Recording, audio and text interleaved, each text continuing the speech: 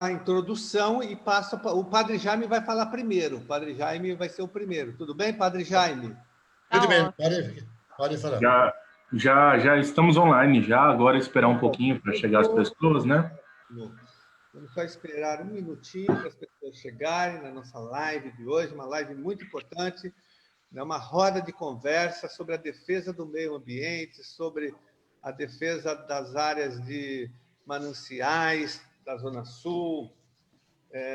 Vamos falar aqui das duas APAs, a APA Capivari Monos, a APA Bororé Colônia. Vamos falar aqui das duas bacias que nós temos, importantíssimas aqui na cidade de São Paulo, a Billings e a Guarapiranga.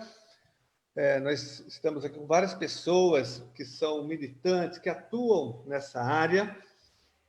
Eu vou apresentando já as pessoas, enquanto a gente tem a chegada. Chegou aqui, eu acho que o Vinícius já conseguiu voltar. Vinícius? O Vinícius está aqui, sim. Vinícius voltou, né? Talvez com alguma dificuldade. Voltando mesmo no Gai, Pongilupe, lá da Ilha do Bororé. Então, vou começar. Primeiro, eu quero agradecer muito a presença do Padre Jaime, da Marta Ângela, do Marzeni, da Adriana Abelhão, do vereador Celso Janazzi, do Vinícius Almeida, do Melander, que eu conheço já há muitos anos, lá do Jardim Primavera, dos anos 70 ainda, né? Quando ele fazia uma militância muito, muito importante contra a ditadura militar, né? Pelo processo de redemocratização do país. Ele era uma grande referência para todos nós ali na Zona Sul, mas eu o conheci no Jardim Primavera, que ele é músico também, um grande músico, canta e toca, né? E o Padre Jaime também, que é uma pessoa histórica também na luta contra a ditadura, também no mesmo processo de redemocratização, da teologia da libertação, uma referência para todos nós, nas SEBs, nas comunidades eclesiais de base, que também tem, além desse trabalho importante do Padre Jaime, ele também tem uma preocupação e uma luta ambiental na região, porque ele atua ali no Jardim Anja, no Guarapiranga, então ele tem dado uma grande contribuição. Marzeni também, que eu conheço da Sabesp, né?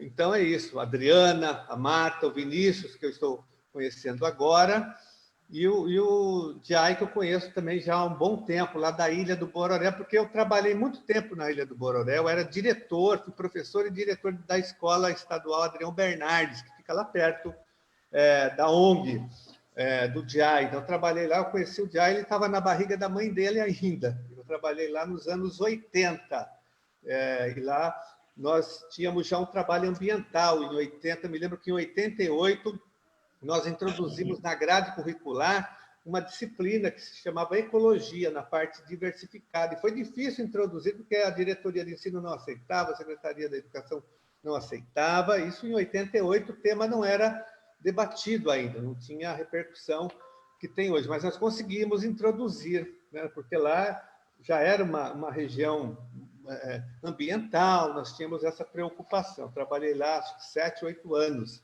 foi uma das primeiras escolas que eu trabalhei, cheguei a ser diretor. Então, o Jai eu conheci quando ele estava na barriga da mãe dele, que é de uma família ali da Ilha do Bororé, da família Pongilupe. Sou muito amigo da família, das irmãs Pongilupe, a gente chamava a Rosana, a Nena, a Rose, enfim.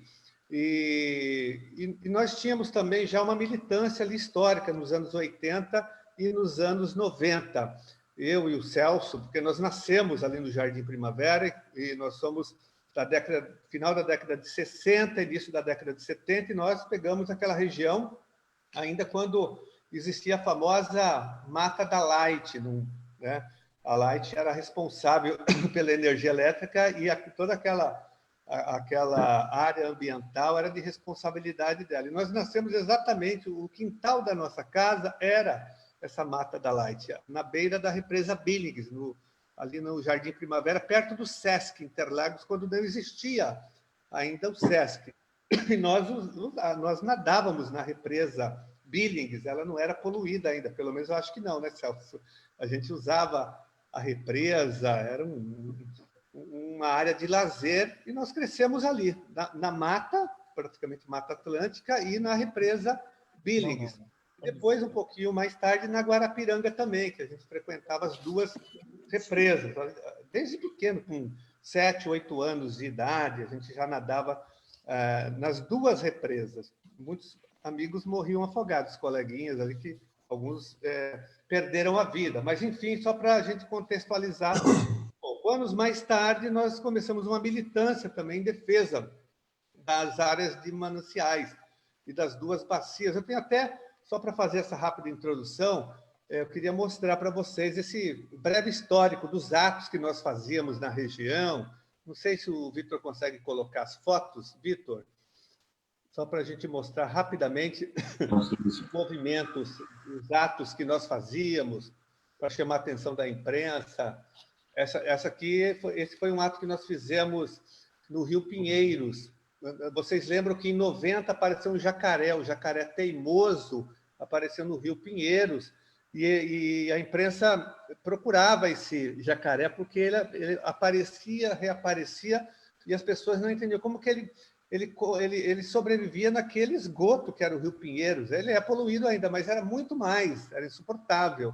E ele ficou muito tempo e ninguém capturava o teimoso. Então, nós fizemos um ato aqui, na verdade, é um boneco de plástico dele, né, do teimoso, e nós realizamos atos para chamar a atenção, né, fazendo a denúncia contra a poluição do Rio Pinheiros, da represa Billings e da Guarapiranga. Isso aqui é um dos atos. Deixa eu ver mais alguma foto, pode passar.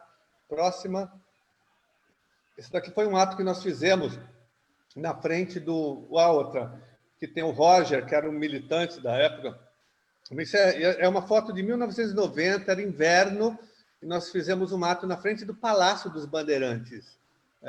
Nós estávamos exigindo uma audiência com o Quércia. O Quércia era o governador, para levar para ele um manifesto, né, contra a devastação ambiental na Billings e na Guarapiranga. E ele tirou a roupa para chamar a atenção da imprensa. A imprensa cobriu e nós conseguimos audiência, né? Foi marcada uma audiência na época. Isso foi em 1990. A próxima foto. Isso também aí continuação desse movimento, um ato na Paulista, também em 90 ainda. Próxima. Aqui já é um ato que nós fizemos aí, Marciane, na frente da Sabesp de Santo Amaro, ali na Avenida Santo Amaro. Nós levamos mais de 2.000 pinicos para denunciar a poluição da represa Guarapiranga, né? E aí esse ato teve uma grande repercussão na imprensa na época, quando vocês lembram que tinha muita alga na represa, nessa época, na represa Guarapiranga, que era fruto exatamente do esgoto que era lançado a céu aberto e continua sendo na represa Guarapiranga. Acho que o Marzeni vai falar sobre isso, né? A falta de saneamento ali na região. E, por fim, tem mais alguma foto? Essa aqui também, essa na Billings, nós também simulando o resgate do jacaré teimoso também, em 1990, ali na Billings, já perto do Sesc. Acho que no Sesc, aliás. Essa foto foi tirada lá, no ato que nós fizemos. E essa aqui é anterior, essa aqui é dos anos 70 ainda, eu acho que eu tinha aqui 17 anos, nós já frequentávamos ali aqui é a balsa, a primeira balsa, chegando na Ilha do Bororé. Então, para nós, era um lugar que nós visitávamos o tempo, eu, Celso, enfim, para mostrar o nosso vínculo, né, com as duas represas e com as áreas de mananciais. Pode tirar? Então, só esse breve histórico, que é uma luta histórica, né, que nós temos em outras pessoas e que isso não foi resolvido ainda. Nós tivemos avanços. Eu, quando era vereador, ajudei a aprovar 2 leis importantes na Câmara Municipal. A primeira foi em 2001, que foi a APA Capivari Monos, que foi fruto de uma mobilização dos ambientalistas, e depois, em 2006, nós aprovamos a APA Bororé Colônia. E, como deputado, eu ajudei a aprovar a lei da Billings, que tratava também da regularização ali das casas, né, das ocupações, enfim.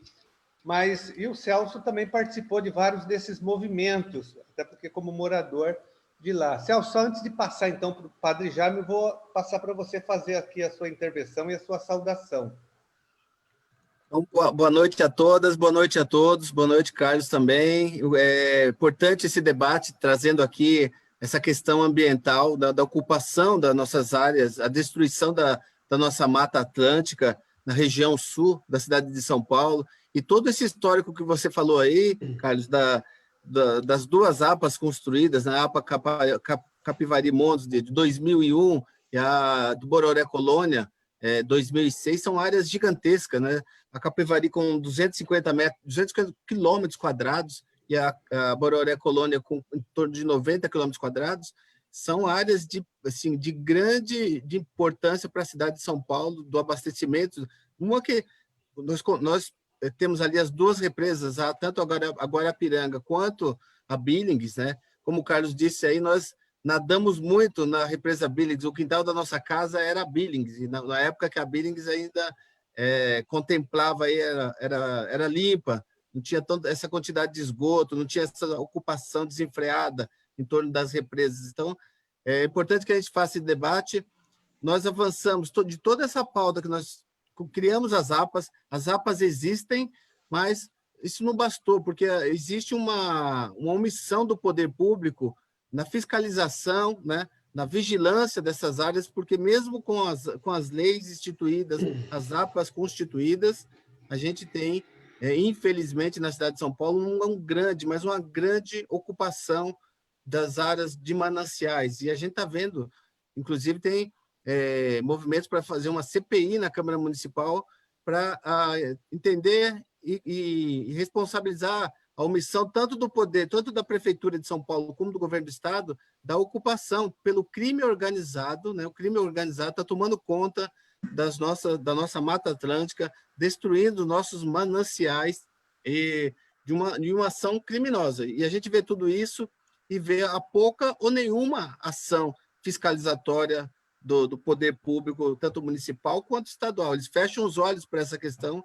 e a gente vai olhando as imagens, tem até imagem depois aqui que a gente pode, no final, passar, a gente vai vendo a ocupação desenfreada e de lotes de grandes valores comerciais. Então, é o crime organizado tomando conta, vendendo lotes na região da Zona Sul de São Paulo, e a gente tem que fazer esse enfrentamento para coibir essa ação que vai acabar com as nossas represas, as duas represas que abastecem a nossa cidade. A Grande São Paulo é abastecida por grande parte tanto pela Billings como pela Guarapiranga. E não cuidar, não fiscalizar, e com essa omissão do poder público, a gente vai acabar com a nossa infraestrutura da Mata Atlântica, com a nossa água, com a nossa fauna, com a nossa flora. E a Mata Atlântica, no estado de São Paulo, grande parte da Mata Atlântica remanescente no Brasil está no estado de São Paulo. Então, a gente tem que discutir mesmo, lutar muito contra essa omissão do poder público no nosso estado. Então, importante ouvi-los, que vocês conhecem profundamente aqui a região, os problemas tanto hídricos, quanto da fauna, quanto da flora. Então, esse debate é muito importante nessa noite. Obrigado, vereador Celso Gianazzi. Vamos ouvir, então, o Padre Jaime. Padre Jaime, a palavra é sua. Boa noite a todos e a todos. É uma grande alegria estar aqui com você, ouvindo esta história, esta passada bonita, viu, Carlos Gianazzi? E saudade especial por tudo que tem feito pela região nestes anos todos. Eu sou o Padre Jaime daqui de Santos Mártires, da região de Jardim Ângela. Sou irlandês de nascença. Nasci e fui criado na roça, na Irlanda, numa família de 10 irmãos, e educado e criado a amar a natureza pelos meus pais. Cada árvore tinha um nome, cada planta, cada bicho tinha um nome, e fui criado neste ambiente. Portanto, chegando no Brasil em 69, estranhei muito o maltrato da natureza e da criação. Cheguei no Brasil em 69 e logo entrei no Embu das Artes. Embu das Artes que também faz parte da bacia de Guarapiranga. E aí aprendi, cresci a amar o Brasil, amar o povo e amar toda a criação. Uma das frases bíblicas, como padre eu tenho que voltar às raízes também. Uma das frases bíblicas que eu gosto muito é na parte da criação. O Espírito de Deus pairou sobre as águas. Mas, gente, eu tenho dito que nem o Espírito de Deus consegue pairar sobre as águas Guarapiranga, Billings, Rio Pinheiros, Rio Tietê. O mau cheiro é tão forte que nem consegue, nem o Espírito de Deus não aguenta mais. Portanto, o desafio para nós é muito grande. Como o Papa Francisco tem falado muito bonito, na Louvado Seja ou Laudato Si, naquele grande documento, chamando a nossa atenção e falando da casa comum, que é a nossa casa. A nossa casa. E aqui, de modo especial, em Jardim Ângela, temos construído aqui nos últimos 25 anos o que chamamos o Fórum em Defesa da Vida.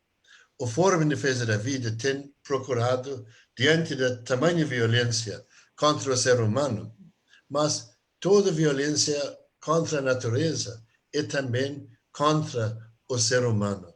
E por isso, caminhamos muito ligados com a questão da represa de Guarapiranga. Desde o início dos anos 90, quando, para salvar a Guarapiranga, o governo de São Paulo recebeu, se não me engano, 150 milhões de dólares do Banco Mundial para recuperar Guarapiranga e o mesmo tanto para recuperar Tietê.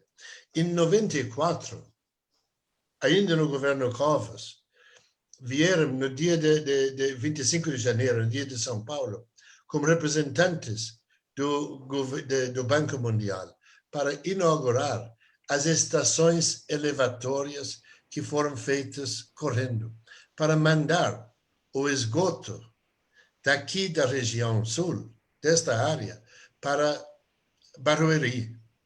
Mas, infelizmente, descobrimos mais tarde que estas estações elevatórias serviram só para mandar o esgoto mais para cima, na represa para perto de Embu-Guaçu. O Fórum em Defesa da Vida, logo nos anos 90, no fim dos anos 90, Fórum em Defesa da Vida, junto com o CEDEP, Centro de Direitos Humanos, e mais 3 entidades nesta região, entramos no Ministério Público condenando o Sabesp como uma ação civil pública contra o Sabesp por jogar o esgoto na represa de Guarapiranga. E ainda, mais de 20 anos depois, esta ação está engavetada no Ministério Público, que não conseguimos tomar atitude. Então, este é o descaso. Mas, no mesmo tempo, gente, acho que tentando resumir esta primeira parte, para falar da bacia de Guarapiranga, temos que falar também da moradia. Eduardo Jorge, como secretário, uma pessoa de respeito, que merece respeito pelo passado e pelas lutas dele. Mas, como secretário de Meio Ambiente no governo Kassab, Eduardo Jorge usava a expressão: quem mora na área dos mananciais e quem invade a área dos mananciais é criminoso e tem que ser tratado como tal. Olha, gente, acho que o grande problema, quem mora nas áreas dos mananciais, 99% não é por opção, é porque são empurrados, é porque não tem, nesta cidade de São Paulo, um plano de moradia. E quando nós olhamos os córregos bonitos que eu conheço aqui, neste lado da Guarapiranga, as nascenças do Itupu, por exemplo, as nascentes de água bonitas, também de Bovirituba, as nascentes aqui na Parque Tupi, no bairro de Tupi, outro no bairro de Nakamura. Água bonita, linda, jorrando para fora, mas não passa por de 10 metros que é cheio de sujeira, de esgoto, coisa assim. Esta situação não dá. E não dá para aceitar uma situação em que Sabesp está cobrando para mandar água. E o mesmo Sabesp está cobrando para tirar o esgoto e jogar na represa de onde que está tirando água. Então, é uma situação lamentável. Eu acho que este debate é importante para levantar estas questões críticas. Eu estou falando mais de Guarapiranga, mas eu sei que Billings é a mesma coisa. É uma situação criada.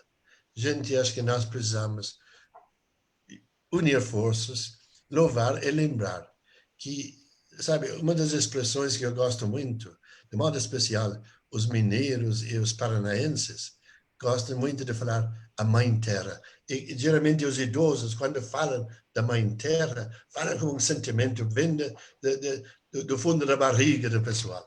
E esta Mãe Terra, que o Papa Francisco fala, que é a nossa casa comum. E nós estamos jogando esgoto na nossa caixa d'água, que é grande pecado desta região do entorno das represas Guarapiranga e Billings. Por enquanto, acho que basta. Já falei demais. Padre Jaime, muito importante esse histórico que o senhor fez, viu?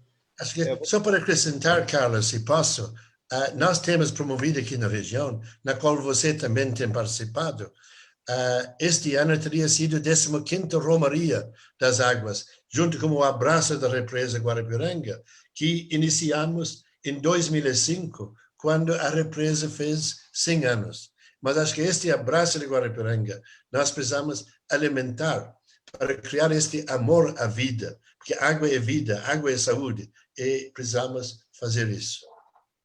Desculpa. Muito bem lembrado. Obrigado, Carlos. Um abraço na Guarapiranga, esse movimento da Romaria, que já é um movimento histórico e consolidado, e que tem uma importância fundamental na defesa da bacia Guarapiranga. Vou passar, então, para Marta Marcondes. A palavra é sua. Marta, que acompanha muito lá o Parque dos Búfalos, que é um escândalo aquilo, né? Eu lembro que nós fizemos um grande movimento de resistência, mas nós enfrentamos ali a prefeitura, o Estado, o governo federal, as empreiteiras, foi ali um lobby poderoso que nos massacrou, né? Que foi ali realmente foi uma luta. Dado pelos 3 entes federativos, queria que você falasse também, logicamente, do Parque dos Búfalos. Tá. Gente, eu sou professora, né? Então eu tenho uma ordenação assim. Eu vou pedir para o Vitor compartilhar o primeiro mapa, por favor, Vitor, que é da bacia do Alto Tietê. Não, o que está escrito Bacia do Alto Tietê, por favor, Vitor. Isso mesmo. Você consegue aumentar um pouquinho, por favor? Deixar grandão aí, porque eu sou meio ceguinha, né, gente? Então, gente, primeira coisa que eu queria trazer para vocês é o contexto. Tá? O contexto da região que nós estamos discutindo. Essa região que a gente está discutindo é uma região que fica entre 2 grandes morros, né? Que eu sempre brinco, que é a Serra do Mar, que está aqui próximo de onde vocês estão vendo aquele, sabe que está escrito subbacias aqui? É o paredão da Serra do Mar. E na frente, gente, né, onde tem esse, como se fosse um triângulo aqui, da Rosa dos Ventos, é a Serra da Cantareira. Então, nós temos 2 serras muito importantes, e no meio dessas serras, nós temos o Vale do Rio Tietê. Então, nós estamos falando de uma região geográfica que se chama Bacia Hidrográfica do Alto Tietê, tá? Por que ela se chama assim? Porque nós temos as nascentes do Rio Tietê, que estão aonde, gente? Estão em Salesópolis, que é da nossa região. Então, é essa região que a gente está falando. E aí, quando nós falamos, por exemplo, da Billings, a Billings está numa subbacia, que é a subbacia Billings-Tamanduateí. E a Guarapiranga, gente, ela já está numa outra bacia chamada Cutia Guarapiranga. Por que eu quero contextualizar isso, gente? Porque existe, só para vocês terem noção, um comitê de bacia hidrográfica, que é o Comitê do Alto Tietê, que é um comitê, eu até suspiro, né, tripartite, mas na realidade é bipartite, né, porque o que a gente tem é poder público representado pelo governo do estado e pelas prefeituras, e sociedade civil, que na realidade é 1/3 de tudo isso, e mesmo assim a sociedade civil é representada às vezes por associações de engenheiros, etc., que não tem nenhuma, né, conexão com a questão ambiental, infelizmente, tá? Então, é esse contexto que nós temos. Eu acho que é muito importante que nós possamos saber, primeiro, onde nós estamos. Segundo, que nós temos um comitê de bacias hidrográficas que é responsável por coordenar a questão da habitação, a questão do saneamento, etc., e, obviamente, gerir isso junto com as prefeituras, tá? Vitor, por favor, passa o mapa da Billings para mim, por favor. E aí, gente, nós temos nesse outro mapa... pode deixar esse aqui mesmo. Olha só, gente. Isso daqui é um mapa onde nós temos, na parte superior, nós temos o rio Tietê, grandão aqui, né? Na parte superior. Aí nós temos, de novo, a Billings aqui embaixo, né? Embaixo na tela. E do lado dela, a Guarapiranga, gente. Então, nós temos esses 2 reservatórios extremamente importantes, e são eles que abastecem praticamente a região metropolitana de São Paulo, quase que toda. Né? Então, nós temos a Guarapiranga abastecendo Zona Sul, a Billings abastecendo a Guarapiranga, a Billings abastecendo aqui a região do ABC, porque eu sou do ABC, tá? E nós temos aí uma conexão do braço do Rio Grande da Billings com o sistema Alto Tietê. Então, gente, nós somos interconectados. Não sei se dá para vocês perceberem, mas tudo isso que está em azul é a conexão dos rios, do Rio Tietê com o Rio Pinheiros, com a Billings, com a Guarapiranga. Na realidade, as nascentes do Rio Pinheiros, elas estão aqui na região do ABC, e elas são as nascentes que estão indo para o reservatório Billings hoje, e que com a barragem ali, né, que nós temos no final do corpo central da Billings, nós tivemos uma reversão do Rio Pinheiros, e que trouxe toda uma poluição para dentro do reservatório. Vitor, bota o último mapa, por favor. E aí, gente, quando nós falamos de Billings, nós falamos do maior reservatório em área metropolitana que nós temos na América Latina, tá? E quiçá, né, se não do mundo, como já escreveram no chat aqui do Facebook. Esse reservatório, gente, que é a minha área de conforto, porque eu estudo esse reservatório há 20 anos, ele tem 10 compartimentos. Né? Então, ele tem aqui, todo em azul, que vocês estão vendo aqui do lado direito da tela, é o braço do Rio Grande, o braço do Rio Pequeno. Quando o Carlos e o Celso falaram, olha, a gente criou uma APA no Capivari, gente, Capivari é esse braço que está escrito aqui, que vocês estão vendo, isso é um braço do reservatório Billings que necessitava de uma área de proteção ambiental. Tá? Aí tem Pedra Branca, tem o Taquacetuba, e esse pontinho vermelho no Taquacetuba, gente, é o ponto de captação de água da Sabesp, e local onde nós mandamos água, inclusive, para o reservatório Billings. Tem o Bororé, quando eles falaram, olha, a gente criou a APA Bororé aqui, ó. Isso, Vitor, brigadão. É nesse braço que está a APA do Bororé. Tem Cocaia, né? Que está um pouquinho mais para cima. E aí, gente, infelizmente, quando você pega a Cocaia, você já vê Grajaú, Cantinho do Céu, né? Que, infelizmente, nós temos uma ocupação muito grande dessas áreas. Mas, gente, as áreas ocupadas são essas, como o Carlos falou, poxa, a nossa briga que foi para a questão do Parque dos Búfalos, o Parque dos Búfalos, Vitor, se você puder, está vendo onde está escrito Grota Funda? Vai um pouquinho para cima que o Parque do... Isso, mais para cima à esquerda, um pouquinho mais, Isso, né? Aí, o Parque dos Búfalos está aí, gente. Era uma área, né, que tinha 12 nascentes, que eu mesma avaliei a qualidade de água das nascentes perfeitas, e que nessa área construíram 140 prédios para morar aproximadamente 15 mil, 20 mil pessoas, tá? Assim, foi um negócio absurdo. É nesse bojo que nós estamos, tá?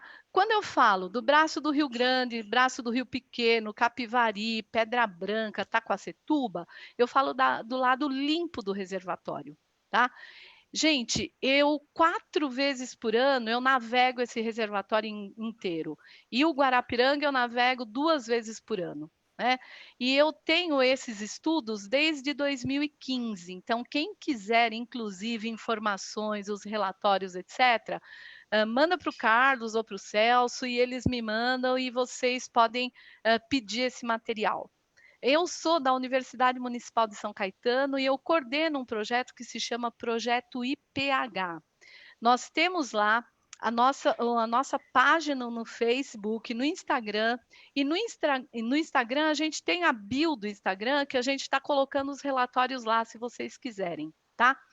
O que eu gostaria de puxar o gancho aqui? Eu sei que eu já estou passando uma falação danada aqui, mas o que eu gostaria de pegar com vocês? Eu queria pegar com vocês 4 pontos importantes. Primeiro, lei específica da Billings, que tinha como meta a redução de fósforo lançada no reservatório Billings. Faz 10 anos, 11 anos agora, né? A lei específica, nenhum município cumpriu com a redução de fósforo, porque eu analiso a quantidade de fósforo que esses municípios jogam nos braços do reservatório, primeira coisa.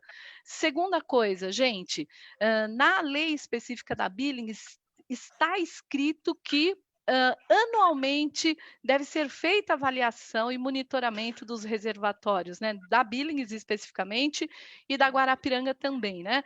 E infelizmente não é feito, porque a CETESB e a Sabesp, eles fazem análises em pontos onde tem área de captação, não no restante. Tá?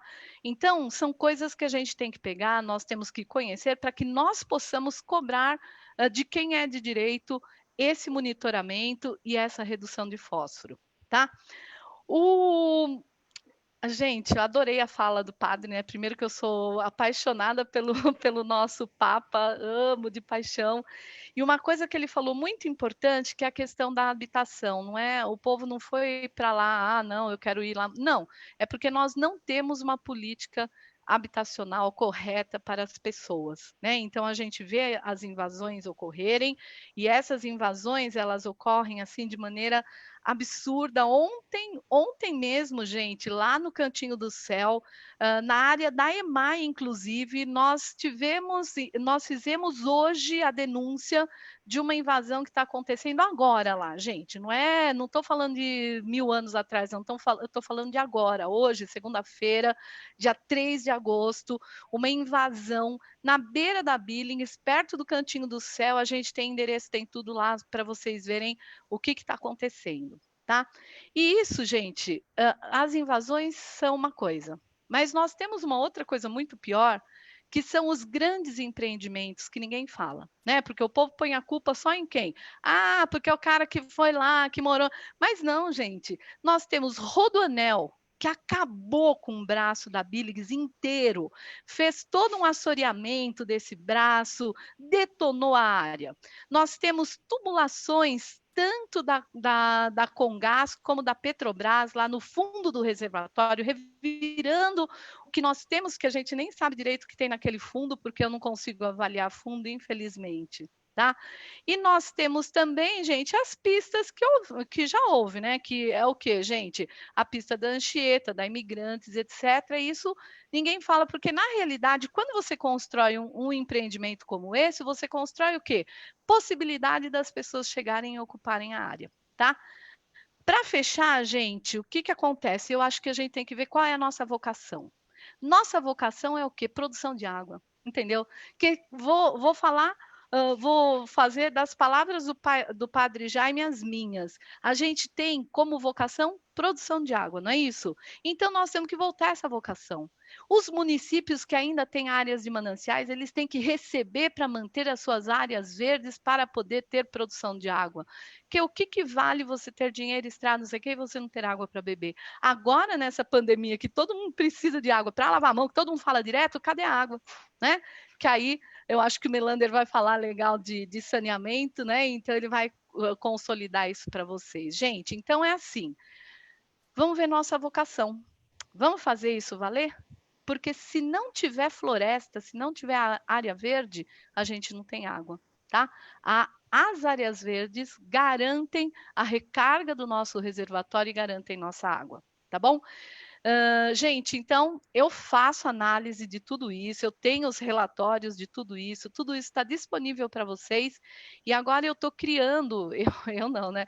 A nossa equipe, inclusive do meu doutorado, né? E com o meu orientador, nós estamos fazendo o primeiro banco genético de algas e bactérias do reservatório Billings, tá? Daqui um ano, mais ou menos, a gente vai ter esse banco pronto. E aquelas algas que vocês falaram, né? Elas continuam, infelizmente, lá. E nós temos algas que são produtoras de toxinas, que acabam matando peixes e matando pessoas, pequenos animais, etc. Tá? Mas eu ainda sou uma pessoa assim super otimista e eu tenho certeza que a gente vai mudar tudo isso. Gente, desculpa que eu me alonguei, mas é isso. Obrigada. Professora Marta Marcondes. Vou passar para o Melander, então. Melander, a palavra é sua. Libera o seu microfone, Melander.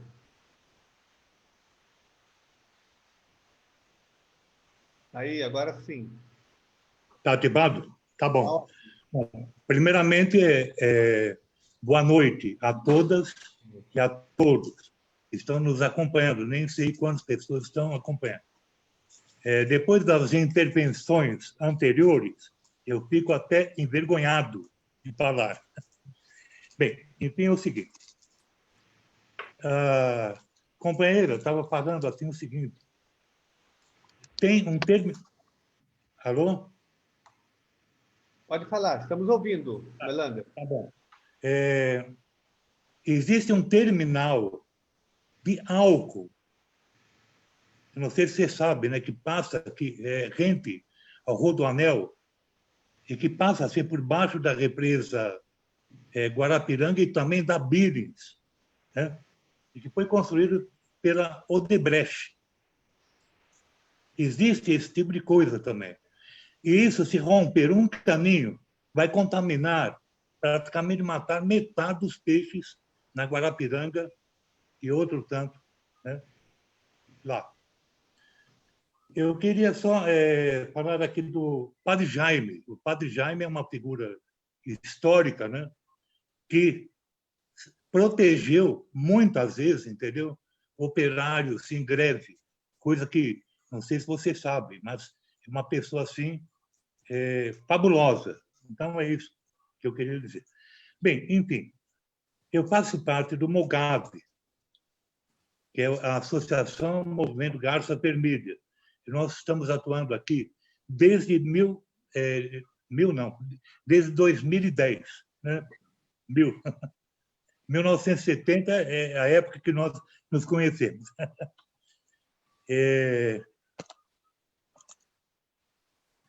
Um pouquinho só. Bem, tá. Em 70 você fazia a luta contra a ditadura militar. Você era um revolucionário, agora você é um revolucionário ambiental. Pretendo. Bem, o MOGAV ele nasceu assim como algo local, né? E depois ele se transformou num movimento assim ambientalista. Assim, nos últimos 10 anos ele tem atuado, né?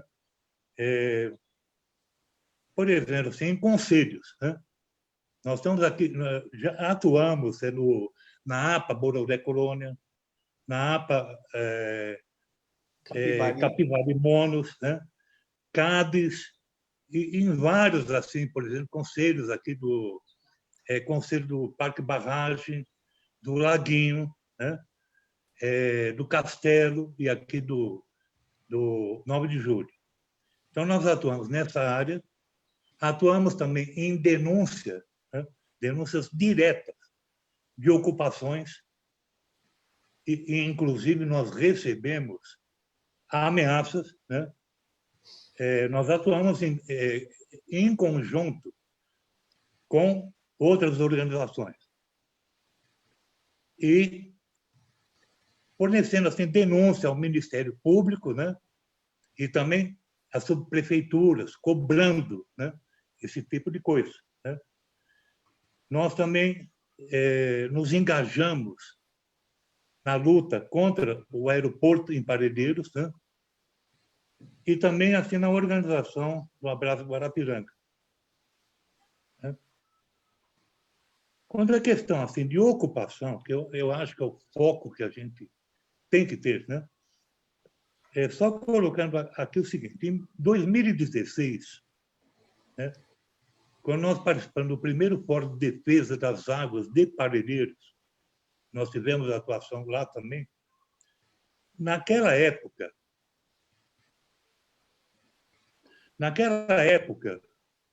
existia assim mais ou menos o seguinte: um levantamento que na área de Parelheiros existiam 63 ocupações regularizadas e 120 irregulares. É um problema seríssimo. Essa questão da ocupação ela vem desde 1980, quando houve essa pressão, né? Essa jogada, né? Jogada do pessoal do centro, né? Para a periferia. Aí acontece a ocupação irregular. Agora agravou muito mais. Agora, uma questão da Covid, é impressionante o número de ocupações que tem aqui na Guarapiranga, na Billings e na Mata Atlântica, né? Área de manancial. Mas é importante dizer aqui o seguinte: é importante a gente separar aquilo que é... Minha gata está enchendo o saco aqui. Aquilo que é ocupação organizada pelos movimentos organizados, como MTST, isso é uma coisa. O MTST não ocupa área de manancial ou área de proteção ambiental. Então, o que acontece? Acontece o seguinte: existe, né, pessoas que têm propriedade em área, né, de proteção ambiental e que pega um testa de ferro, né, para lotear. Uhum. Quer dizer, ele mesmo está loteando, né, porque ele não pode lotear, mas ele loteia. Ou então é ocupação tipo assim de grilagem, terra pública, né? O pessoal também ocupa, vende, né? Vende, loteia e vende, né? Vende terrenos. E o pessoal vai e compra, porque é um terreno barato, né? Não é o pessoal que é criminoso. Criminoso é aquele que faz esse tipo de coisa. E o mais importante hoje, né, como o Celso já disse, é loteamento pelo crime organizado. E hoje ele descambou, não tem mais, né? O Vinícius, ele pode falar melhor mais aí para frente, porque é incrível o que está acontecendo. É só passar. A prefeitura tem, sim, controle desse tipo de coisa. Eles fazem controle semanal, passando assim fotografia aérea através de helicóptero, né?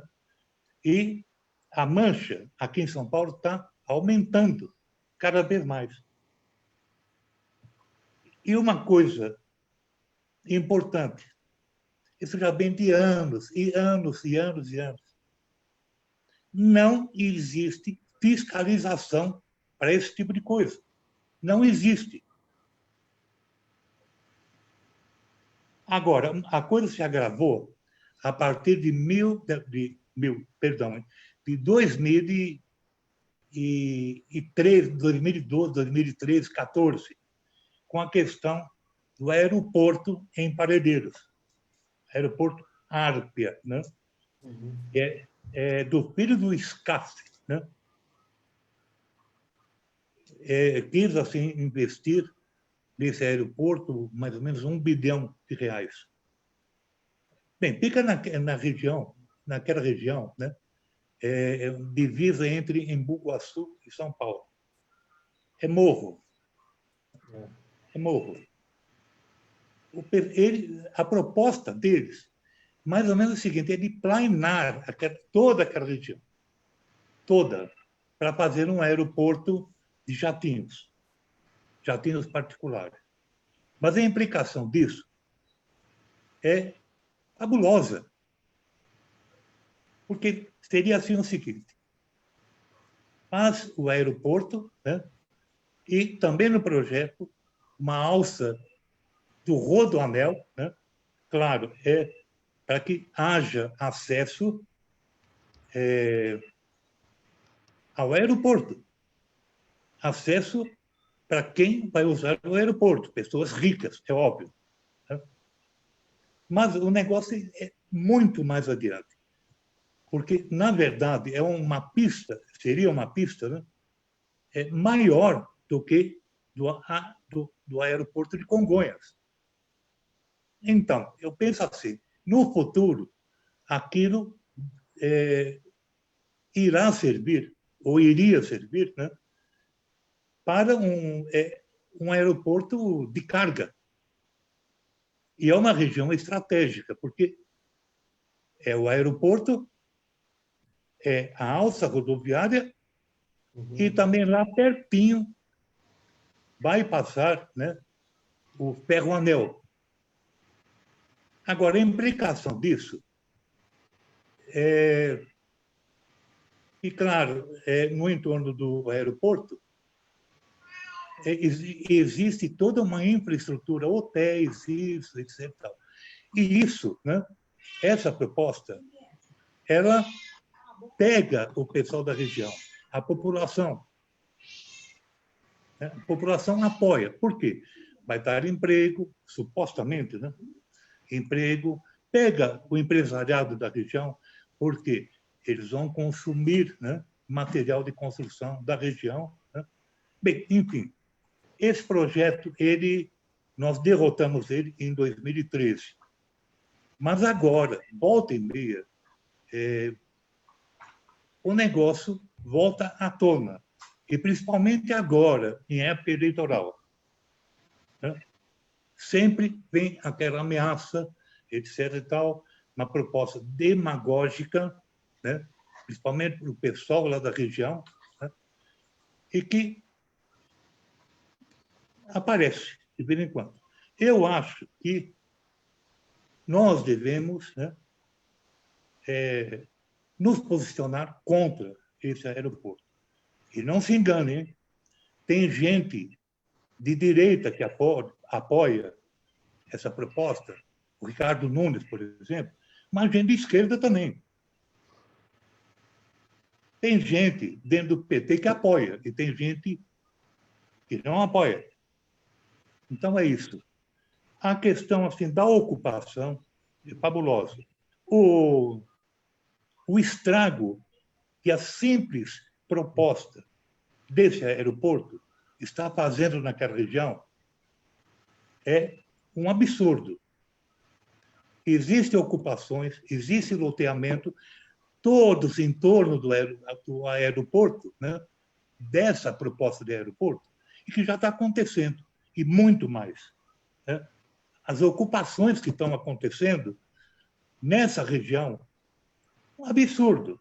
Né? Então, é isso que eu gostaria de falar.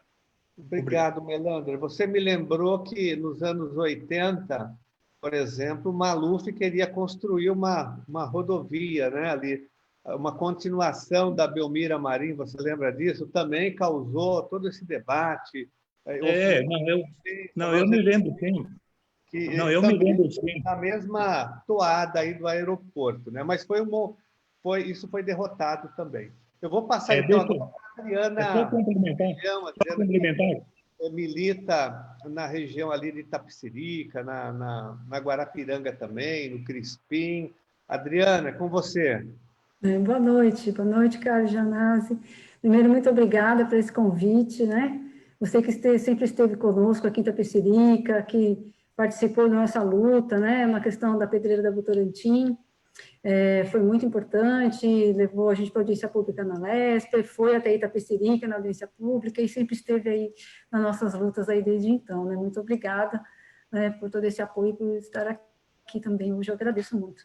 Eu vou me apresentar um pouquinho, porque muita gente não deve me conhecer. Meu nome é Adriana Belhão, eu sou ambientalista, sou presidente da Preservar Itapecerica, que é o movimento ambiental da cidade de Itapecerica, e no momento eu sou pré-candidata a vereadora na cidade com a bandeira do meio ambiente, né?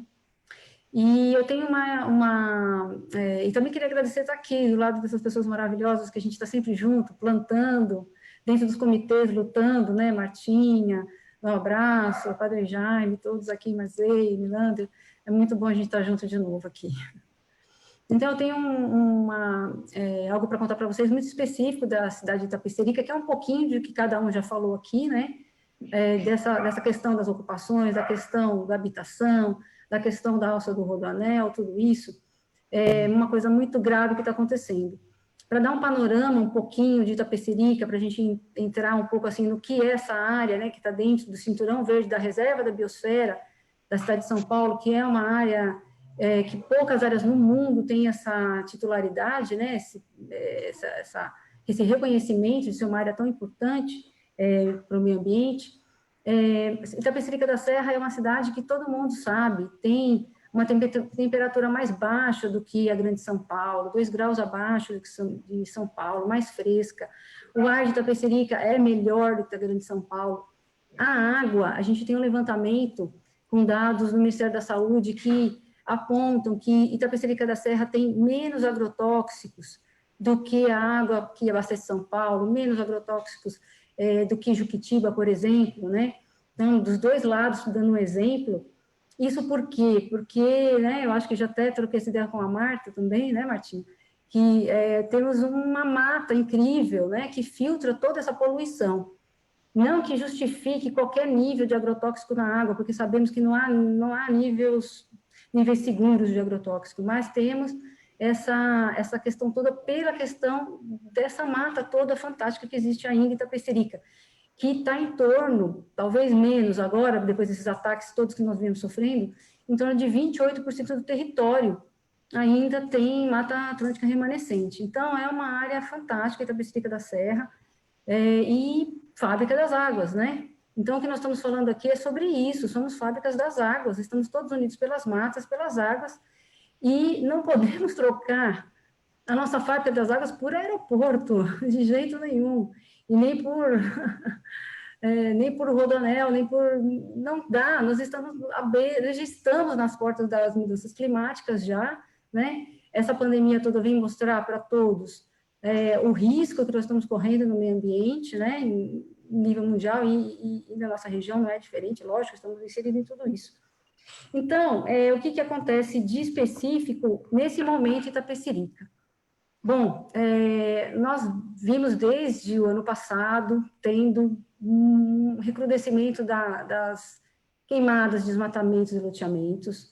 Tudo piorou na pandemia, como nós temos visto também em todo o país, né? Isso não é uma questão só de Itapecerica, mas nós temos uma questão muito grave com desmatamento para loteamento. Então, aqui, resgatando o que o padre Jaime disse, Melander e Marta também, nós sabemos o que acontece com a população mais pobre. Ela está sendo expulsa dos centros da cidade, de todas as cidades, Itapecerica não é diferente, São Paulo também, pela especulação imobiliária.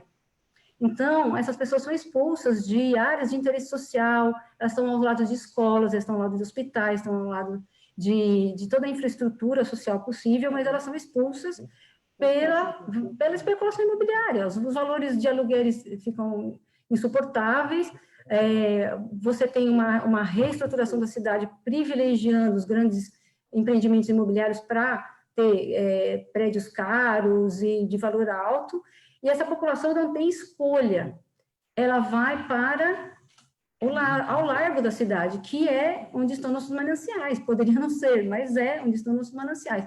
Para viver num ambiente úmido, muitas vezes, insalubre, e muitas vezes em costas, onde está correndo risco de, né, deslizamentos e risco de vida, né, risco de morte, né?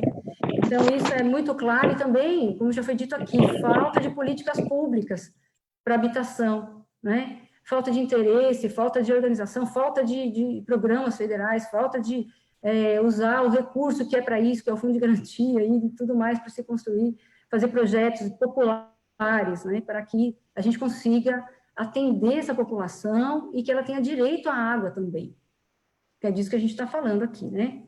Então, o que acontece? Como não tem nada disso, quem chega? O crime organizado, lógico, chega para se aproveitar dessa situação, né? No meio de tudo isso. E o que a gente está vendo em Itapecerica? Uma coisa terrível, né? A gente tem aqui no Preservado de Itapecerica recebido de 2 a 3 denúncias por dia. Nós recebemos ligações de pessoas desesperadas às 9h30 da noite, dizendo que está tendo movimentação de cavadeira, quer dizer, ninguém faz nada legal às 9h30 da noite, né? As queimadas também estão acontecendo madrugada fora. Eu até comparei hoje Itapecerica com a Amazônia, porque se você vai no lugar alto de Itapecerica, num dia bem quente de seca, você vê vários focos de queimadas pela cidade, né? Então está tendo uma ação violenta mesmo na cidade. E por que eu digo que é o crime organizado? Porque existe um modo de operar, né? Isso aqui é visto aqui em São Paulo também, já foi levantado pelo vereador Natalino também aqui. As áreas estão sendo griladas, o crime organizado fica de olho, vê uma área, por exemplo, que não tem movimento, levanta a escritura, falecido, proprietário falecido, e dá um jeito de esquentar aquela escritura e começa a movimentar ali por dentro com um machado, alguma coisa, e vai crescendo isso com motosserra e traz a cavadeira. Então, quer dizer, é uma coisa terrível, e a gente vê que é um modo de operar muito parecido, né? Isso acontece. Nós temos 3 ações civil públicas, estamos fazendo um esforço tremendo na nossa associação para chegar, né, ao Ministério Público, mas também estamos com ações civil públicas nessas áreas. Inclusive, quero falar aqui de uma emblemática que tem grudadinho aqui com a região sul de São Paulo, que é o Crispim, uma área que, quando nós começamos a receber denúncias da população, começou mesmo assim, com machados, fizemos flagrante, foi todo mundo para a delegacia, tudo bem, tá. Bom, passado um tempo, vem uma cavadeira e começa a derrubar tudo, árvores de 8 metros de altura, mata mesmo, é preservada. Acontece o segundo flagrante, a máquina é apreendida, paga-se fiança, volta, depois de 20 dias, 30 dias, voltam, aí voltam violentos, porque tem muito recurso, é um dinheiro muito grande que é movimentado por esses grupos, e vem com 4 cavadeiras e numa tarde destrói 4 hectares de mata. Foi uma coisa terrível, à beira de manancial, numa área de APP, né? A população ligando para a gente dizendo que estava vendo os bichos silvestres saindo correndo da mata. Por exemplo, tinha cobras entrando nos quintais, porque a biodiversidade que nós temos aqui ainda na cidade é gigantesca, é fantástico, né? E isso estava acontecendo de uma forma violentíssima. Foi feito de novo flagrante, não resolve, né? Promotoria pública, flagrante, tal. Bom, o último flagrante foi com 3 motosserras, que chegaram na Delegacia do Meio Ambiente e também voltaram para a mão desses grupos, né? Então, o que aconteceu? Infelizmente, eles não estão sós, né? Porque nós identificamos, isso está dentro do processo que nós estamos movendo contra esses desmatadores, vamos dizer assim, que a própria Prefeitura de Itapecerica da Serra está beneficiando essas áreas. Então, nós identificamos cavadeiras da Prefeitura dentro do terreno, abrindo ruas, fazendo arruamentos. Isso é um absurdo total, mas isso aconteceu, infelizmente. Inclusive, depois do embargo da área, a Prefeitura foi obrigada a colocar uma placa de embargo, uma determinação judicial, e forjou uma foto dessa placa, nós conseguimos identificar que não existia placa nenhuma no local, conseguimos provar na justiça que isso não existia. E, apesar de multas e tudo, a ação continua. Então, assim, isso não é só no Crispim, isso a gente tem em 3, 4, 5 lugares da cidade se repetindo, né? Inclusive, hoje, nós temos uma área do bairro de Itacoaciara, que é uma joia verde mesmo, da cidade de Itapecerica, coalhada de mananciais mesmo. A nossa cidade é responsável por gerar 20% do volume de água que abastece a Guarapiranga para abastecer São Paulo, então não é pouco. Nós temos a nascente do Imumirim, o Imumirim passa por Embu e depois volta a passar por Itapecerica, e temos o Itacoaciara também, que é um rio importantíssimo, gerando água para esse sistema, e toda essa bacia do Guarapiranga tem esse barril de Itacoaciara maravilhoso, que inclusive tem, infelizmente, a pedreira da Votorantim lá dentro, e que está sendo fatiado, loteado, destruído de uma forma, assim, violenta. A gente está recebendo foto de animais mortos, de animais silvestres mortos. Por exemplo, o veado catingueiro. A gente sabe que essa área tem de 4 a 8 animais silvestres em extinção.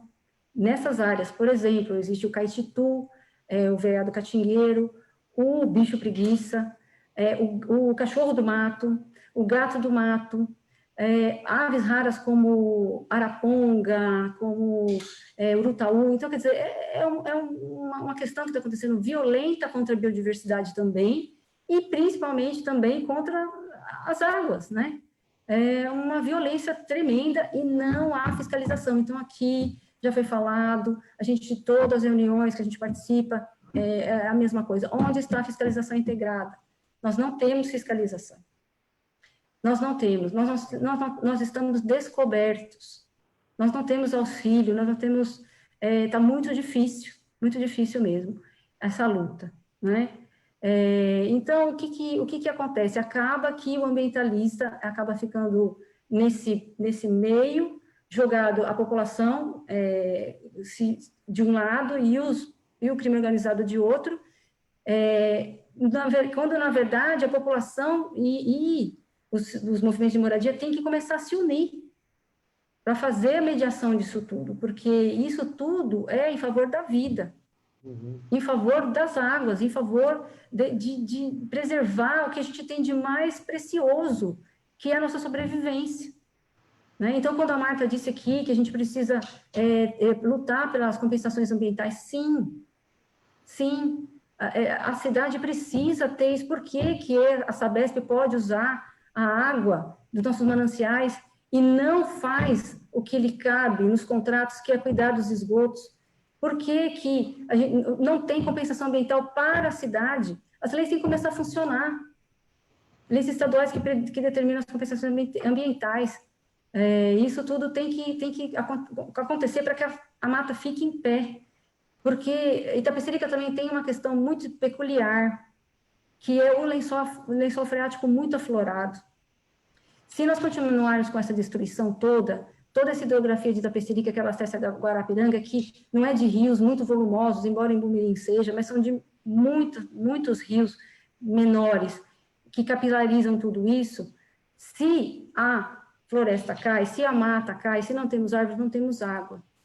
Então, isso é uma coisa seríssima que está acontecendo na nossa bacia, é uma coisa seríssima que está acontecendo em Itapecerica, em Embu das Artes, em Embu-Guaçu, em todo o entorno aqui, em Cotia. E, infelizmente, nós somos a bola da vez. Isso já aconteceu na Cantareira, isso já aconteceu na Billings, continua acontecendo.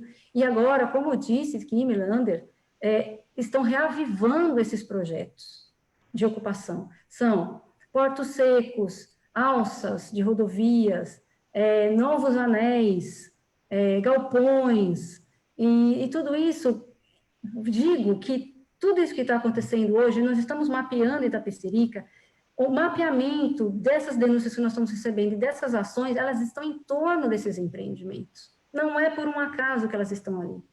Elas estão em torno dessas alças, elas estão em torno desses empreendimentos de transporte, dessas vias de trânsito também, né? Para quê? Para valorizar, para já pensar na valorização desses imóveis, né? E onde fica a população? Ela vai comprar um terreno que não vai ter a propriedade, que vai ficar sujeito a um embargo ou alguma ação judicial, vai estar num lugar insalubre e vai ficar sem água. Então, tudo isso é o que nós temos que lutar mesmo, que nós continuamos sempre lutando, e que nós temos que, cada vez, estar mais fortes, né? Acho que era isso que eu gostaria de falar. Obrigado, muito obrigado, Adriana. Nós já estamos partindo para o encerramento, vamos ouvir o Marzeni e o Vinícius, e aí a gente faz aqui o fechamento. Tem uma proposta aqui de encaminhamento importante. Vou pedir agora para dar uma acelerada, o Marzeni e o Vinícius, por conta do tempo, que a gente já está extrapolando bastante tempo, até porque tem muito assunto, sem dúvida nenhuma. Dá para fazer mais uma live, mais 2 ou 3 ainda, porque aqui foi só uma pequena introdução. Então, vou passar para o Marzeni, que conhece muito essa questão de saneamento, ele trabalhou na Sabesp e é um militante dessa área, para ver se ele consegue aí dar uma sintetizada, o Vinícius, e a gente faz os encaminhamentos. Marzeni. Olá, boa noite. Eu acho que nem todo mundo me conhece. Eu trabalhei na Sabesp por 23 anos, no departamento de engenharia. Só que eu sou baiano, eu nasci lá no sertão da Bahia. E uma das coisas que mais me encantou quando eu cheguei aqui em São Paulo era o que o pessoal chamava de cerração, né? Era aquela névoa que a gente acordava de manhã, às vezes passava semanas e não conseguia ver 200 metros à frente. Isso acabou. Isso, para quem tem mais de 30 anos, sabe que isso acabou. E não é por acaso que acabou essa névoa, essa neblina. São Paulo não é mais a terra da garoa. Não é por acaso isso. Isso ocorre justamente pela destruição da vegetação que nós temos e há uma queda da umidade, né? Com toda certeza. E aí tem uma coisa que não é só a vegetação aqui da cidade, não é só daqui do entorno, é da vegetação de conjunto, inclusive toda essa região oeste aqui de São Paulo, que teve as plantações aí de monocultoras, do centro-oeste do Brasil, do Cerrado, que retiraram a vegetação para plantio de soja, tudo isso influencia essa questão da umidade aqui em São Paulo. E aí, quando a gente fala de mananciais, é bom lembrar o seguinte: agora, nesse momento, nós temos menos água nas represas em São Paulo, aqui na região metropolitana, do que no ano passado, que agora nós temos 64%, agora nós temos 59%, no ano passado nós tínhamos 74% de água. Em 2013, antes da crise, a gente tinha 64%. Então, nós temos menos água hoje do que antes da crise de 2013. Isso é um problema. Apesar de ter sido aumentada a capacidade de bombeamento aí da Sabesp, reservação, que ela acabou revertendo parte da água do Paraíba do Sul para Atibainha, que é do Sistema Cantareira. Ela pode fazer isso. E mais a água que vem do Vale do Ribeira, isso aumentou a capacidade. Então, aumentou mais ou menos aí uns 20%, mais ou menos 15 mil litros por segundo, né? Mas nós não estamos livres da possibilidade de uma nova crise de abastecimento de água em São Paulo. Nós não estamos livres disso.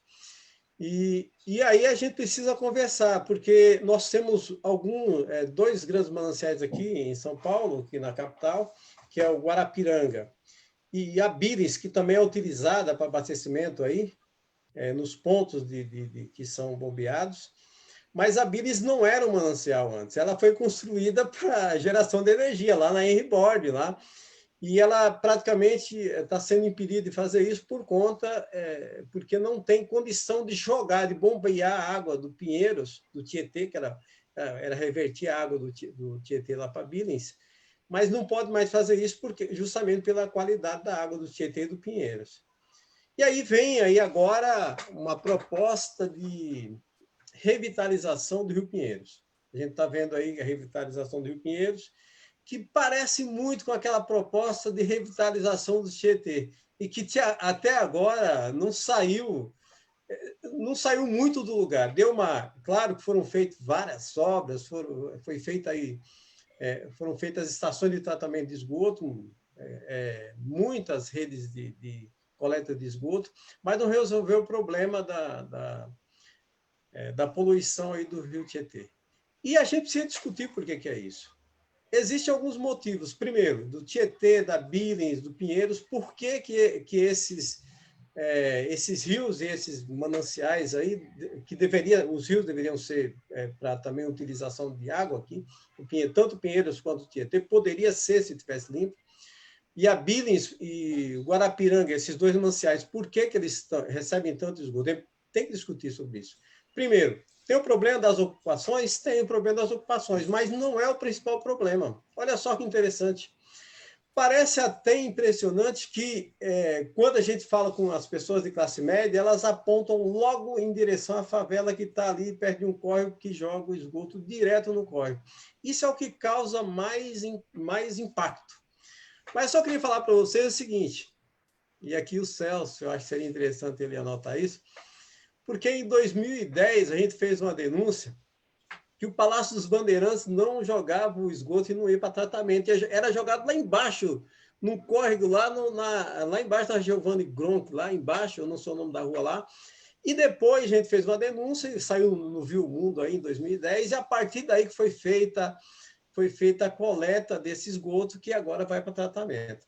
Mas igual aquela região que é uma região nobre, tem diversos bairros de São Paulo, na capital, e nessas cidades aqui da região metropolitana, que é coletado esgoto, mas que não vai para tratamento. E aí eu até tinha pego aqui alguns dados de esgoto para apresentar, porque eu acho interessante, mas infelizmente não vai dar tempo. E o que nós temos? Nós temos o seguinte, nós temos na região metropolitana de São Paulo, hoje a Sabesp está captando, está pegando água e levando para a estação de tratamento cerca aí de 60, só dar uma conferida aqui, mais ou menos 63 mil litros por segundo. Isso é que a Sabesp trata e que distribui. Claro que tem as perdas de água. Vocês têm ideia de quanto que é a capacidade de tratamento das estações de esgoto de São Paulo? Nós temos 63 mil litros de água sendo tratada e distribuída. Quanto vocês acham que tem a capacidade de tratamento das estações todas aqui, as grandes aqui, assim? 18 mil litros por segundo. Essa é a capacidade das estações de tratamento de esgoto. Então, quando a Sabesp fala que ela coleta 90% aí do esgoto, mais ou menos isso, 89%, 90%, e ela trata 70% disso, pode fazer a conta que não fecha. Apesar das perdas, apesar da taxa de retorno do esgoto não ser 100%, é 80%, por exemplo, de cada 100 litros que a gente consome de água, não volta os 100 litros para a rede de esgoto, volta em torno de 80. Tem evaporação, tem uma série de coisas. Mas mesmo assim a conta não fecha. Se fizer as contas, não trata aquilo que a Sabesp diz que trata. E aí eu falei para o Celso aqui, é preciso dar uma olhada, se aí precisava pedir aí pela lei de acesso à informação, se de fato o esgoto da Câmara Municipal é tratado. É interessante isso, viu? Porque está numa região central de São Paulo e eu não tenho certeza hoje se ele vai para tratamento. Vocês vão verificar isso. Eu não posso dizer que não vai, mas é bom verificar. E para fazer isso, tem que pedir uma planta da rede de esgoto daquela região ali, central. Que aí vai ver a Vaduar em Angabaú, por exemplo. E aí, a gente pega essa região aí do Guarapiranga, por exemplo, Guarapiranga, Billings, que tem a ocupação das margens aí. Esse é um problema que é muito difícil resolver e não dá para resolver sob uma ótica simplesmente e até alguns ambientalistas sérios, que é necessário só fazer fiscalização. E eu estou falando de ambientalista sério. Só fiscalização não é suficiente. Nós temos um problema social. E essa questão do meio ambiente, ele é transversal. Não dá para resolver só por um prisma. Por exemplo, se você tiver um plano habitacional sério, que puder ocupar os milhares de imóveis vazios que tem no centro da cidade, você reduz a pressão, por exemplo, dessas áreas de manancial.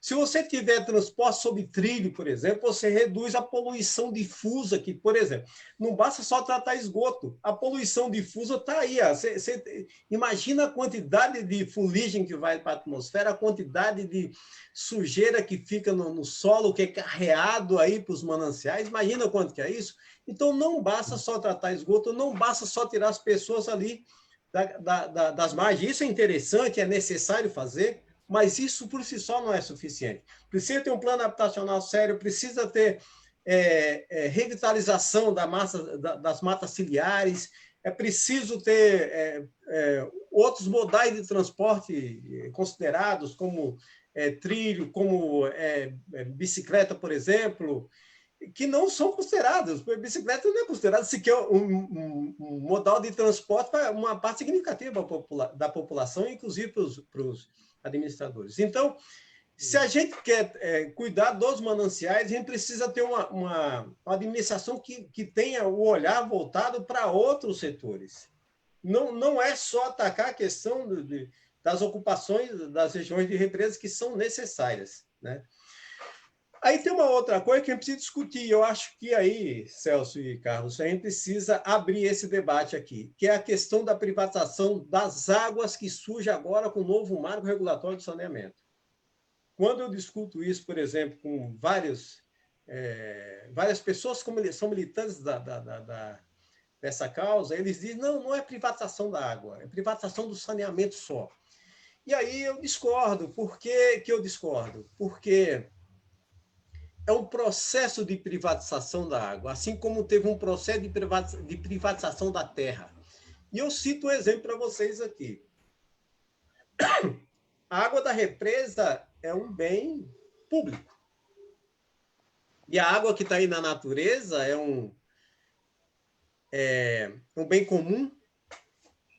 E depois que ela entra na tubulação, de quem é? Depois que ela é envasada, de quem é? Você pode pegar uma garrafa de água e dizer, não, isso aqui é um bem público? Você não pode. Então, a gente precisa considerar que o processo de privatização da água está seguindo a passos largos. E esse novo marco regulatório agora, ele coloca o saneamento e principalmente a água na mão das empresas privadas. E esse é um grande problema.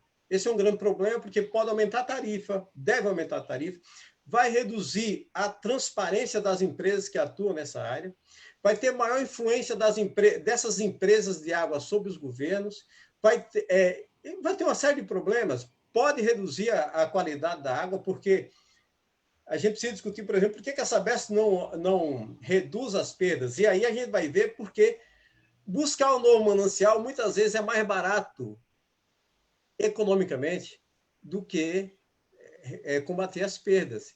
É mais caro do ponto de vista ambiental, mas economicamente é mais barato. Então, a gente vai ter um aprofundamento dessa visão privatista do meio ambiente, de privatizar o que é de todo mundo, que é um bem comum, se tornar um bem privado. Eu queria só terminar por aqui para eu fazer essa proposta que a gente faça esse debate.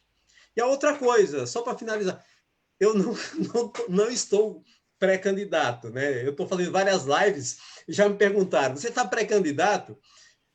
Eu vou ajudar o pessoal no que for possível, não estou pré-candidato, eu vou ajudar os camaradas aí que saírem candidatas e candidatos. Vou apoiar uma candidata esse ano, uma mulher. Bom. Obrigado, Marziani, pela sua intervenção, pela sua colaboração. E vamos encerrar agora com o Vinícius. Vinícius, está aí ainda? Vinícius? Sim. Cadê o Vinícius? Às vezes está dando uns piripaque aqui na internet. Mas para você fazer, vamos fazer o encerramento da live com a sua intervenção. Depois eu faço aqui um encaminhamento, eu e o Celso. Ok. Boa noite, excelentíssimo deputado Carlos Gianazzi. Obrigado pelo convite, vereador Celso Gianazzi, um prazer estar aqui presente com todos esses participantes. Alguns eu conheço pessoalmente, de lutas, outros a gente luta meio que em paralelo, a gente acompanha um pouco à distância, admira. Eu comecei a participar dos movimentos ambientalistas com 11 anos de idade. Eu nasci aqui na região, ali entre Cidade Dutra, Grajaú, região de Interlagos, né, entre as duas represas, os dois grandes lagos aqui da nossa área de mananciais. Isso foi em 2000, fazendo parte era um projeto de escolas da região chamado Ex-Estudantil, virou movimento Ex-Estudantil. Depois, Instituto Biguá Ex-Estudantil virou uma ONG, né, que faz parte da rede Mananciais, dessa rede de coletivos ambientalistas. Nós sempre tivemos um trabalho aí dedicado à defesa dos mananciais, temos um trabalho com horta comunitária, na região aqui próximo do Sesc Interlagos. A gente produz alimento orgânico, recuperamos um terreno baldio, acho que talvez seja até a horta comunitária mais antiga do município de São Paulo, que foi um trabalho que começou lá em 2000, junto com as escolas e as comunidades aqui próximas da região do Sesc Interlagos. E eu fiz o curso técnico em gestão ambiental, eu sempre fui apaixonado por isso, eu sempre frequentei as represas, frequentava as cachoeiras da região da APA Capivari-Monos, né? Ia para a Ilha do Bororé, fiz o técnico em gestão ambiental, depois o bacharel em gestão ambiental, e depois fiz mestrado em ciência ambiental, e fui assim por diante sempre. Eu sempre vivi e respirei a natureza aqui do Extremo Sul. É até engraçado, porque eu produzi pesquisa sobre o Extremo Sul, aí no meu dia de lazer eu vou fazer lazer no Extremo Sul, e quando eu trabalho meu ganha-pão também é o Extremo Sul. Eu trabalhei com a gestão de parques municipais, parques naturais, trabalhei com ecoturismo como guia credenciado, então eu sempre tive uma relação de dependência tanto da natureza quanto da rede de pessoas que atuam na região, porque todo trabalho é coletivo, não existe trabalho individual, é um trabalho coletivo, né? Então, o Abraça Guarapiranga é um movimento muito importante, a Rede de Olhos Mananciais, os coletivos de arte e cultura aqui do Extremo Sul, os ambientalistas, a gente teve esse trabalho. E a questão da água, ela é a questão mais fundamental, certo? Ela é o grande chamariz, porque afinal de contas nós somos a área de proteção dos mananciais desde lá dos anos 70, né, que a legislação decretou essa região como área de mananciais, mas eu sempre busquei dizer que é muito mais do que isso, né, porque essa aqui é toda uma rede socioambiental de vida, né? Se você pegar o alimento de São Paulo, o alimento de São Paulo, ele não vem de grandes fazendas, grandes produções, latifúndios lá do interior do estado, do Mato Grosso do Sul. Ele vem dos pequenos agricultores que vivem no Cinturão Verde de São Paulo, que inclusive vivem na APA Bororé, na APA Capivari-Monos, né? A região que purifica o nosso ar, que garante uma qualidade de vida melhor para a cidade. E é uma região onde ocorrem diversas manifestações, formas de vidas culturais, né? A gente tem histórico de colonização alemã, a colonização ferroviária da região de Marcilac, a imigração nordestina, né, que deixou suas raízes, que todo esse processo de ocupação tem uma herança cultural muito grande, um patrimônio cultural que é importante a gente preservar, as relações da natureza, as populações indígenas. A gente já tem mais de 11 aldeias guaranis ocupando aqui o território, e tem todo um trabalho, né, que vem da própria periferia de estabelecer relações positivas com essa natureza. Uma das coisas que me encanta muito nessa relação é pensar na nossa biodiversidade, que o município de São Paulo, ainda apesar de tudo, né, pelo menos até uns 2, 3 anos atrás, ainda tinha 1/3 de Mata Atlântica, né? Apesar de ser uma cidade muito grande, uma das maiores do mundo, também tem um patrimônio ambiental vasto, né? Dentro do município de São Paulo, você tem milhares de nascentes, centenas de cachoeiras, áreas vastas que nenhum ser humano pisa, onde vive onça pintada, onde vive a anta, onde vive o muriqui da serra, que é um macaco que só tem cerca de 4.000 vivendo no Brasil inteiro, na Mata Atlântica brasileira. E é legal a gente se aproximar dessa biodiversidade, desses espaços, conhecer, trabalhar com as APAs, os parques, fazer educação ambiental, trazer as escolas, trabalhar com a juventude e preservar para que nada disso não se perca mais. É muito triste. Alguns anos atrás a gente conseguiu estagnar bastante o processo de ocupação acelerado. Se você pegar na época da gestão do Kassab, do Eduardo Jorge, conseguiram segurar o distrito de Marcilac, não teve crescimento populacional. O distrito de Socorro não teve, embora seja um distrito pequeno. Cidade de Dutra, Grajaú cresceu muito pouquinho.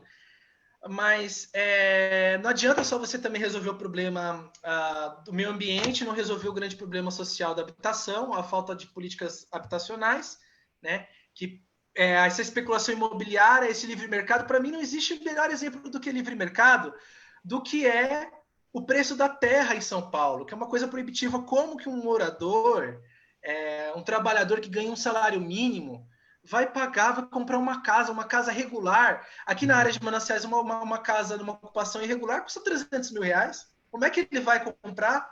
Ele soa para poder alugar uma casa irregular. E quem se beneficia de tudo isso, né? No Rio de Janeiro você tem as milícias. Aqui na cidade de São Paulo você teve, por um lado, os movimentos sociais, né? Que tem uma ocupação, que tem uma proposta. Você também tinha os politiqueiros, né? Que se tornaram verdadeiros caciques da região. E hoje você tem um novo movimento, que é o crime organizado, que se apodera desses loteamentos, né? De atender essa demanda que o Estado, a sociedade não consegue cumprir, principalmente por conta da grande disparidade social que nós temos no nosso país. E é isso aí, eu acho que está todo mundo cansado, eu acho que a gente pode depois, gostaria de compartilhar mais sobre a biodiversidade, os trabalhos que nós realizamos junto às comunidades aqui dentro das áreas de mananciais. E, né, hoje uma parte que eu gosto muito, para finalizar, é a parte do turismo, né? Eu acabei me tornando guia de turismo, e é uma das propostas do turismo, da agricultura, que são duas formas que estão ajudando essas comunidades a terem condições financeiras de preservar, né? E de promover também, dividir um pouco desse patrimônio que você tem a abrir para as pessoas. Tem também o pagamento por serviços ambientais, que foi lembrado pela Marta Marcondes, pela Adriana Abelhão, que é fundamental. Eu acho que a gente tem caminhado bastante para efetivar isso dentro do município, torço para que ocorra.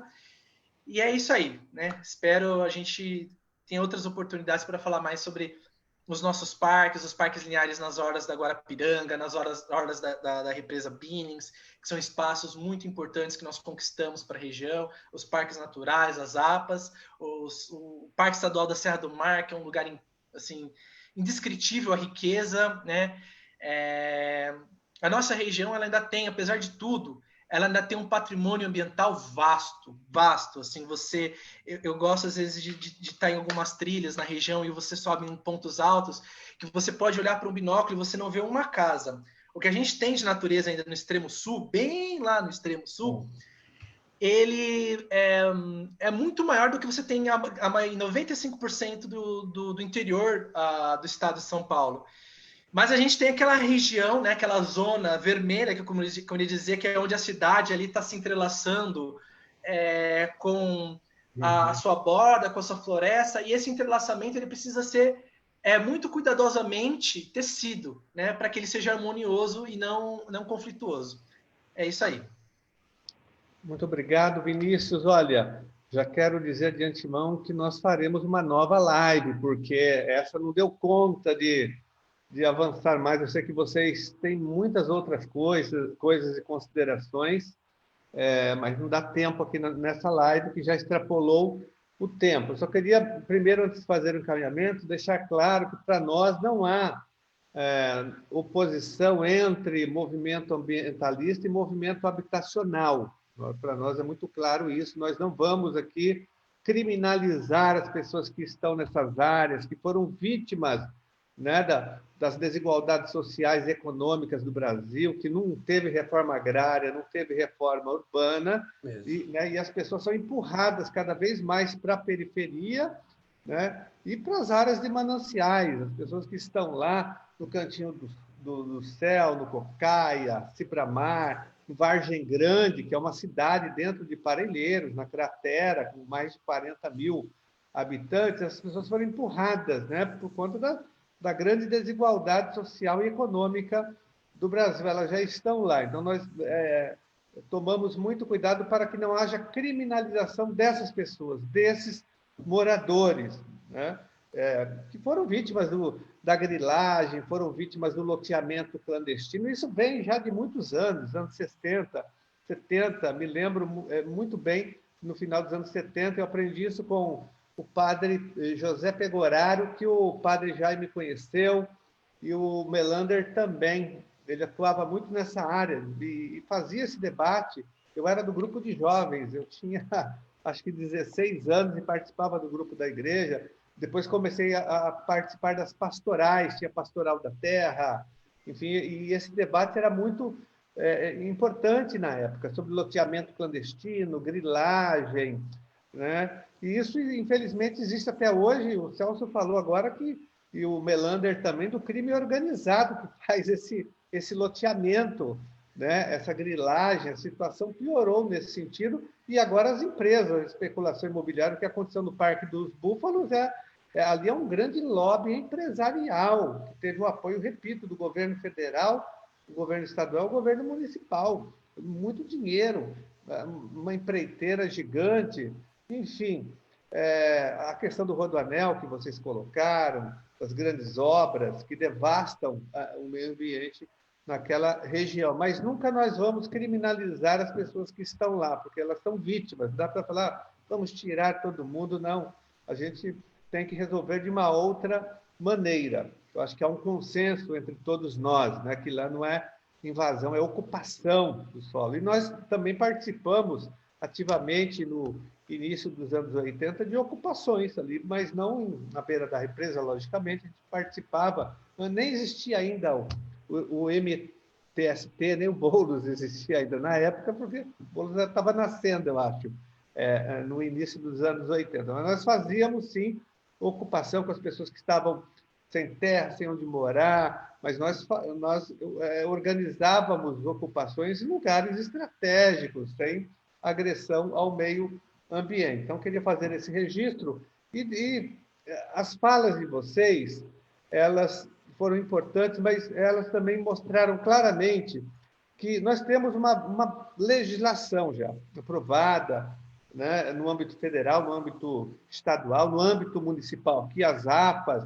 O que não existe é fiscalização e cumprimento da legislação. Eu queria propor para vocês e para o Celso também, que uma proposta para a gente pensar, não precisa decidir agora, mas que essa live não seja em vão. Não foi só um debate, uma conversa, ela foi importante, foi pedagógica, as pessoas estão acompanhando, começam a entender melhor a gravidade da situação. Mas, Celso, a minha proposta é a seguinte, que a gente possa construir uma frente parlamentar mista, envolvendo a Câmara Municipal, a Assembleia Legislativa, né, parlamentar mista, com entidades, né, com parlamentares da Câmara, da Assembleia Legislativa e com as entidades ambientalistas, para pressionar o poder público a fazer a fiscalização, a tomar as providências cabíveis, entendeu? Porque às vezes você tem um desmatamento, você denuncia na subprefeitura, a subprefeitura se omite, você vai nos outros órgãos, há uma omissão total. Essa frente parlamentar daria sustentação para esses grupos todos, no sentido ela vem com o peso institucional da Câmara Municipal e da Assembleia Legislativa. Você envolve, tem outros deputados e vereadores envolvidos na causa, você aglutina esses grupos para dar sustentação. Aí, quando você faz uma denúncia, né, por exemplo, o Melander vai fazer uma denúncia do desmatamento lá na colônia, por exemplo, ele vai ter o peso dessa frente parlamentar que vai atuar com ele, vai fazer a cobrança junto com o Melander. Ele não vai estar sozinho lá com a ONG dele, a Marta, a Adriana, né, o Vinícius, o Padre Jaime, o Jai, que não pôde participar, acho que ele teve algum problema técnico, ele não conseguiu entrar aqui na nossa live. Então, acho que isso ajudaria a pressionar o poder público e daria um amparo, né, para as ONGs, para vocês que militam, para dar uma sustentação política no sentido de pressionar o poder público a tomar as providências nessa questão da preservação. Então, seria o quê? Uma frente parlamentar / entidades, não é só de parlamentares. É importante que eles estejam nela para dar o peso políticos, mas com entidades e mista, porque vai envolver a Câmara Municipal e a Assembleia Legislativa de São Paulo. Essa é uma proposta para vocês pensarem, que a gente pode construir essa frente que seria interessante. Não sei o que vocês acham, rapidamente, Celso, se é possível fazer pela Câmara também. Na Assembleia a gente consegue, né? Eu não sei qual o mecanismo lá da Câmara Municipal e se ela aceita que seja mista a Câmara Municipal, envolvendo as duas casas legislativas aqui, São Paulo, a Câmara e a Assembleia Legislativa. E depois a gente senta para organizar, monta uma comissão aqui com as entidades, mas o foco seria esse, o foco central, pressão, cobrança. Celso. Eu acho, Carlos, que a que você falou é muito importante, que para além dos parlamentares é a sociedade civil, as ONGs que militam nessa área ambiental. Isso sim vai dar uma substância, vai dar uma propriedade muito grande, né? Porque tem o peso dos parlamentares, mas tem das pessoas que conhecem. Então, é muito fundamental essa ação, essa sugestão. Eu acho muito pertinente, e pela Câmara Municipal a gente já pode começar a angariar assinaturas aí para a constituição dessa frente. Porque por exemplo, eu acompanho muito você pega a APA Capivari Monos, tem o Conselho Gestor, a APA Bororé, a Colônia tem o Conselho Gestor, mas você tem que dar sustentação também, até para o Conselho Gestor, que às vezes cobra, denuncia, mas não, entendeu? O poder público. E o Conselho Gestor dessas duas APAs, Carlos, são deliberativos, né? Os conselhos são deliberativos, não são consultivos, são deliberativos. Também. Padre Jaime quer falar. Padre Jaime?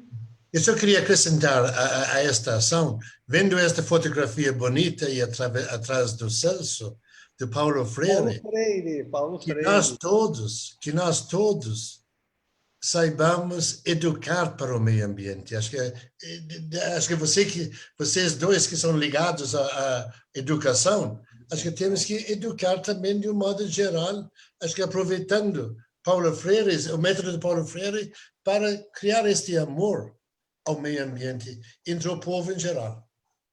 Muito bem. Bem lembrado, nosso grande Paulo Freire, nosso educador, que amava a natureza, amava os animais, ele falava muito sobre isso, viu?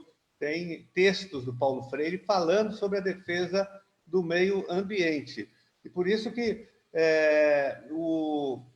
essa área do ensino, ela na legislação brasileira, ela é um tema transversal que deve atravessar todas as disciplinas, né? Todo o currículo escolar deve ser atravessado pela educação ambiental dentro de uma escola, por exemplo, mas vai além da escola também, logicamente. Bem lembrado, Padre Jaime, mas a gente pode sentar, se vocês concordarem, depois, para organizar, formatar a frente, né, minimamente, mas o objetivo é dar sustentação para vocês, né, na denúncia e na cobrança. Ela teria, né, um certo peso institucional, essa é a ideia, por isso que eu lancei aqui a ideia. A gente não precisa decidir agora, até porque tem um processo de construção, nós estamos na pandemia, agora é um momento até difícil, mas a gente começa a construir esse processo. Tá bom, pessoal? Estou sendo chamado, só queria despedir a todos, agradecer as contribuições, reconhecer, e que Deus abençoe a todos, e que a vida é dom de Deus, e vamos em frente. Obrigado pela oportunidade, gente. Obrigado, Padre Jaime, um abraço a vocês todos, a Marta, a Adriana, o Vinícius, o Vitor, que coordenou aqui a parte técnica, o Marzeni, Melander, o vereador Celso Donazzi, o Toninho, que ajudou na organização, que fez os contatos aí com vocês, né, que ajudou a arquitetar esse encontro. Então, faremos outros, viu, pessoal? Teremos outras atividades com vocês. Muito obrigado. A gente tem que fazer muito o que o Marzeni falou, né, que é a discussão sobre a questão do marco regulatório mesmo. Eu acho que isso é muito importante. Nós temos um outro problema grave, que são as tais unidades de recuperação energética, que é o bendito do incinerador, que a gente está com uma briga danada, contrária a ele. Então, eu acho que esses temas têm que ser muito discutidos até para que a sociedade civil tenha uns subsídios técnicos mesmo para discutir e falar, não quero, não é isso que eu quero para a minha região, entendeu? E o que o Marzeni trouxe na questão do marco regulatório, isso é muito importante ser discutido. Então, acho que fica aqui um desafio para vocês dois, hein? Para que vocês façam novas lives aí. Viu? Isso. As lives não são em vão, né? Elas trazem ações para a gente mudar o nosso... Sempre a gente sai com coisa para fazer. Com certeza. Tá então, certo, gente. Muito obrigada. Muito bom. Obrigado.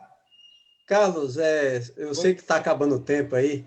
É assim, só porque a Sabesp dá muito lucro, o governador está colocando ela à venda. Então, é só por isso. Não é por outro. Se ela desse prejuízo, fosse uma área que não desse lucro, pode ter certeza que nenhum empresário ficaria interessado em comprar. Então, precisa colocar aqui que vai ser um ponto que vai ser muito prejudicial para a população de São Paulo, é a questão da privatização da Sabesp, que o governo vai colocar, já está sendo elaborado o plano aí de venda da empresa. Nós faremos uma resistência armada na Assembleia Legislativa, porque tem que passar pela LESP. Então, a gente vai fazer barricada lá dentro para não aprovar esse projeto, para obstruir, vamos já fazer tudo pronto. Então, haverá muita resistência da nossa parte na Assembleia Legislativa. Muito obrigado a vocês pela participação. Boa noite. Boa noite. Um abraço. Boa noite. Tudo bom. Boa noite a todos. Melander, tchau, Melander. Nosso violeiro. Está tocando ainda, Melander? Continua tocando? Melander é um grande violonista, um cantor. Ele está sem o áudio. Liga o microfone. Melander, não estamos ouvindo. Tchau, gente. Boa noite. Muito obrigada pelo convite. E estamos aí disponíveis, hein, gente? Sim, quem quiser os relatórios, entra lá nas nossas redes, hein? Com certeza, Projeto IPH. Adri, que bom ver você. Tchau, querida. Tchau, gente. Prazer para quem não conhecia. conhecia. Boa noite. Tchau, amores. Boa noite. Tchau.